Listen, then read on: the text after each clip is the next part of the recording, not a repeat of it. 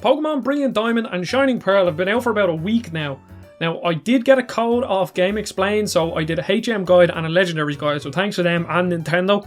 But here is a little review. I'm just going to sit down and talk for maybe like 10 minutes about the game. So I've played about 35 hours of it, and I've caught all the Legendaries, and I've collected every TM too.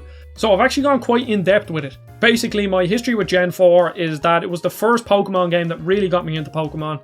I did play the ones on the Game Boy Color back in the day, but I didn't really enjoy them. And then my cousin was playing Diamond, and I thought, oh, why are you playing Pokemon? That's crap and all this. And then he showed me it, and I fell in love.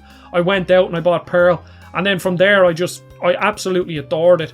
Obviously, Diamond and Pearl have plenty of issues, but once Platinum came out, Platinum is my favourite Pokemon game, hands down. Maybe Heart Gold and Soul Silver might take the cake, but I think Platinum is still the best. So, is this a good remake, since it excludes plenty of the Platinum content, and did they do enough to warrant the €60? Well, we'll find out now.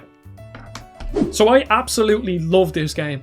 From the start, I love the little chibi graphics. I know it's a bit divisive on whether or not people like it, but I think the chibi graphics look really nice, except for when you have a non-chibi version of like Dialga following you, because Dialga is like 17 or 18 feet tall, and you're the same height as him, and it just makes absolutely no sense. It looks weird. They should have made chibi versions of the Pokemon to follow behind you, but anyways, that's neither here nor there. In battle, the models look really well. They go to a full-size model.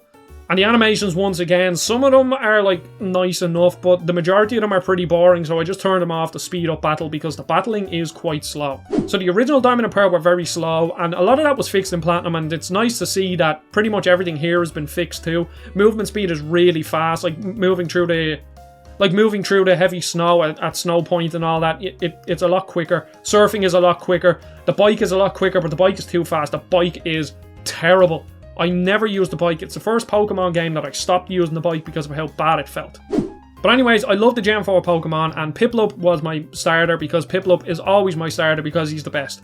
Even though Infernape is better than Empoleon, but you know, that's neither here nor there. Piplup is really cute, so I picked Piplup. And I ended up with Piplup, Absol, Scyther, Dialga, and Roserade in my party for the Elite Four. The Elite Four are really, really difficult. I really enjoyed the challenge of this game.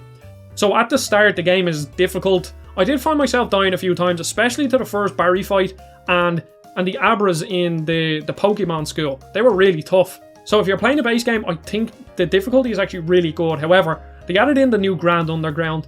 A lot of it's the same as the DS version, but instead now they have these little rooms that are random, and they have random biomes with Pokemon that you can see, which is another thing I'll get onto later. But basically, there's a lot of powerful Pokemon in these. Like I caught a Scyther and an Absol, and they just absolutely ripped through everyone from then on, and I leveled my Pokemon up too high, so then there was absolutely zero challenge after like the first 10 hours, all the way up to the Elite Four. So that is a problem there.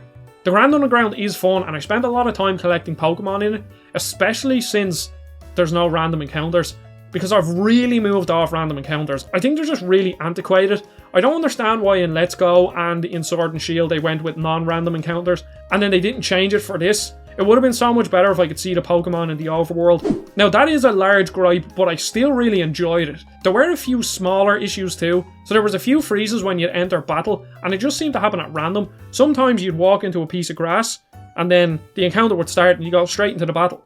But other times, you'd walk into grass, and then you'd lose control of your character. It felt like the controller turned off basically. And then the battle would start. It was really strange. Another issue that I had is that they're faithful remakes of Diamond and Pearl, which isn't a bad thing, because once all the little slowdown stuff was fixed from the originals, then it is a worthwhile upgrade. However, the problem is that all the Team Galactic buildings are the really boring ones from Diamond and Pearl and not the cool ones from Platinum. I'll try throw a comparison up on screen, but there's a big difference and I definitely noticed it. One thing though that I have to commend the game for though is the story.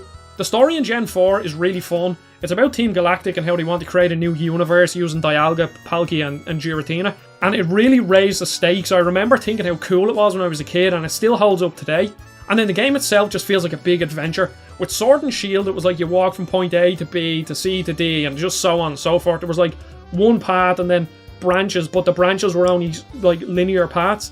But in Diamond and Pearl, it's like, you know, you might go to Jubilife City, and there's 4 different ways to go from Jubilife City. So you head up north, and then you head to Floroma Town, and then from Floroma Town you head east, but then like you might have to backtrack on yourself or go a different way, so it really felt like an adventure, and it's something that I only realised was missing once I played this after Sword and Shield. So if I was a Pokemon fan wanted to experience Diamond and Pearl again with a fresh painted coat, fresh painted coat, that's staying in, a fresh coat of paint, I would definitely recommend this. Obviously certain things from Platinum not being in it are quite disappointing, but they're still a great package with plenty of content, and I absolutely love the post-game content. So I did 2 guides for Game Explain, as I said, which means I had to get quite in-depth with this. So I've caught all the legendaries in the game that are currently available, and I had a great time catching them. To me as a kid, it felt like it took hours to catch legendary Pokemon, but realistically I caught all of them in like an hour or 2.